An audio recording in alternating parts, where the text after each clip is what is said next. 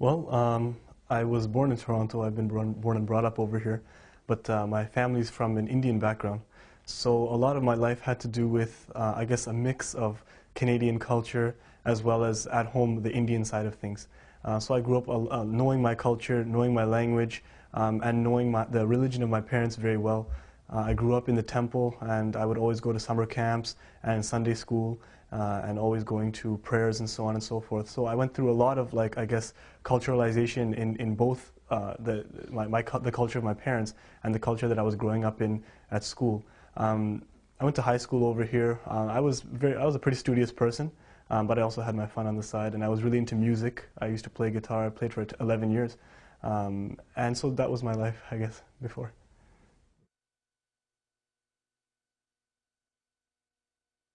When I look back about how I came to Islam, it was really different from a lot of other people's because I didn't think that I had any kind of a problem or an emotional component that was leading me towards the truth. Since I was young, I just didn't feel right in the religion of my parents, although I had been brought up in it, and actually at one point in time I was a very ardent defender of it. And I was almost staunch, you could say. But that staunchness was like a shell. You know, it was very hollow. And it was only because I was trying to defend myself in a place where I guess people would attack that faith a lot for different aspects. And I just never got down with the idea of the many gods or the idol worship. It just didn't fit right with me. As well, there were like numerous different explanations which weren't sitting well in terms of science. And I wasn't satisfied that the truth was there, although there were many good teachings.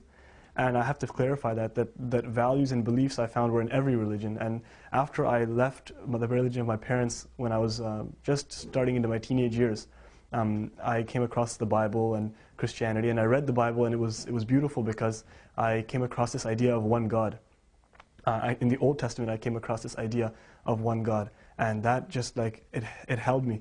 And the way that this God was so benevolent, and at the same time, it was like the might of God that really, really attracted me towards this, and the concept of prophets, the concept of prophethood, where the men who give you the message are not divine in themselves, and this is the Old Testament that I'm talking about, and that really, really attracted me towards that, and my search kept on going from there.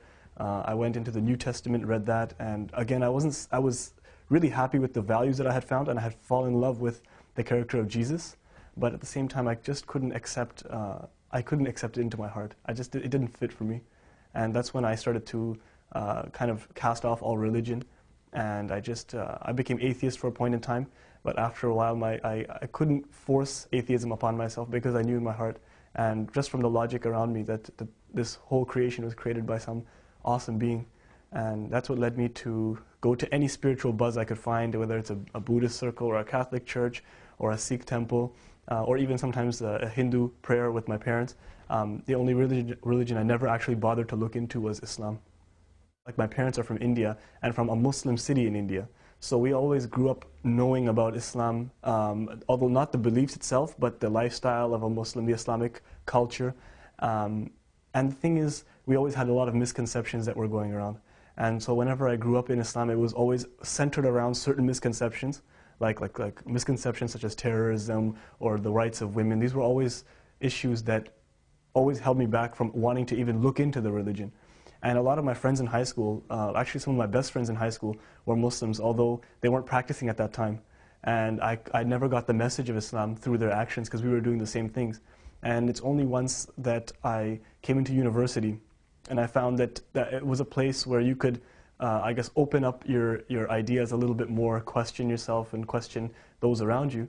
I actually came across a book about science in the Quran, and I was doing a BSc at the time, and that stopped me cold in my tracks. And I decided to take a really critical look at what this religion was trying to say.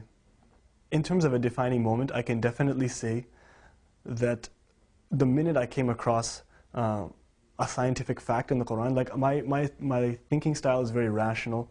I like to think based on fact rather than emotion, because I've done a lot of emotional religious activity in different groups, and I knew that the truth wasn't only an emotional component, it was a logical, rational component.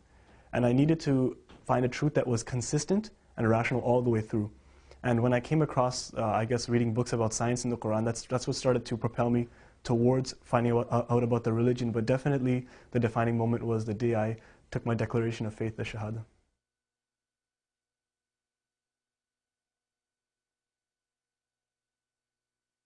Well, after I became Muslim, of course, I told my parents very shortly after, and everyone around me, and they started to pick up on it a little bit because I started growing my beard and stuff like that. They have those same misconceptions that I had, and I don't blame them at all. Actually, it's an ignorance, and it's an innocent ignorance, where they had those misconceptions, and nobody had explained to them or reached out to them as to what the truth of Islam and the beauty of Islam really was.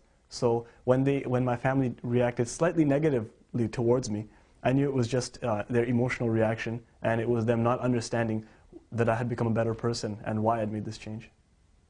When I became a Muslim, there was no real support network or a social web to kind of guide the new Muslims into their religion. And there wasn't a big machine to propagate the truth about the religion. And this is where I think my personal contribution can come, where I'm also trying to learn about the religion every day. And while I do that, I would like also to teach others and make the transition as easy as possible, as well to let people understand that when they become Muslims, they don't lose their identity. They're still who they are. They still have their interests and their likes and their dislikes. And I would like to make it easy for their families, to let them know that that person is still them, that's still their son or their daughter or their brother and their sister. And that the only thing that's changed is their outlook. They've just come in touch with the greater reality. I think the biggest thing that Islam has done for me, first of all, is to give me a satisfaction in my heart that I understand why I'm here and why this universe was created. So I feel at sync with nature itself around me. I feel in sync with every human being and all of nature, even inanimate, animate objects. It's beautiful. It's a beautiful feeling to wake up every morning, to think about God, and to have your mind blown every morning at the miracles that He's given to us as well. I think that I've developed a respect for every single human being, animal, you name it. It's just taught me that Islam is a system of rights in many ways. And I've learned to respect my parents more, respect my neighbors more, respect people from other faiths and other cultures more. And I think that that kind of respect is needed, especially in a world today where we have to heal a lot of wounds from the past.